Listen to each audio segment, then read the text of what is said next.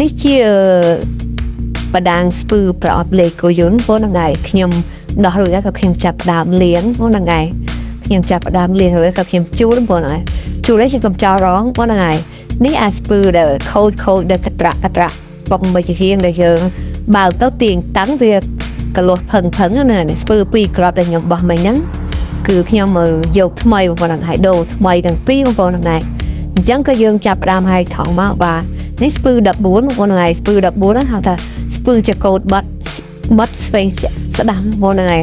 ចកោតបាត់ស្វែង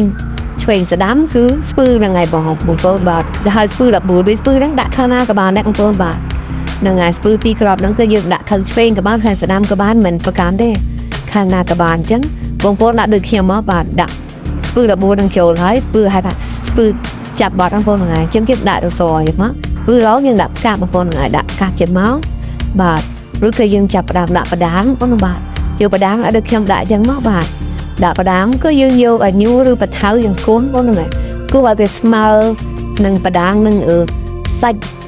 បដូរវានឹងមកឲ្យស្មើមកគឺប៉ុណ្ណឹងបានបាទហើយអញ្ចឹងខ្ញុំឲ្យ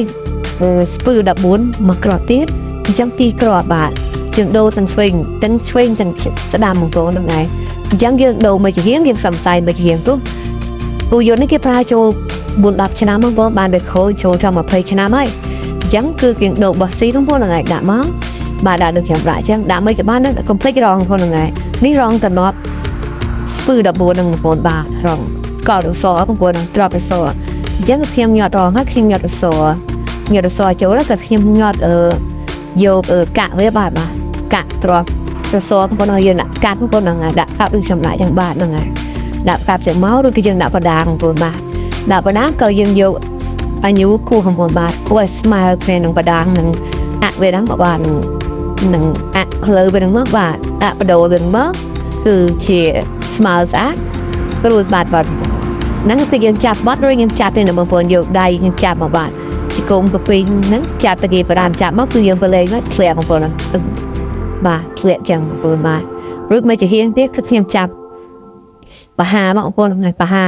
មកជាហៀងទៀតគឺយើងអាច Google មើលត្រូវបាត់បងប្អូនហ្នឹងហើយវីដេអូខ្ញុំមានតែប៉ុណ្្នឹងអរគុណបាយបាយ